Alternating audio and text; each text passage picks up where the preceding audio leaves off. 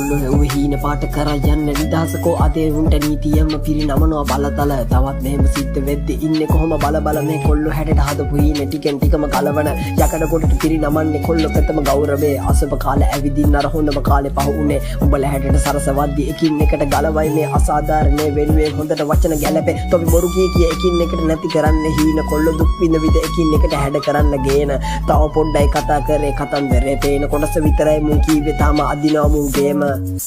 ඇයි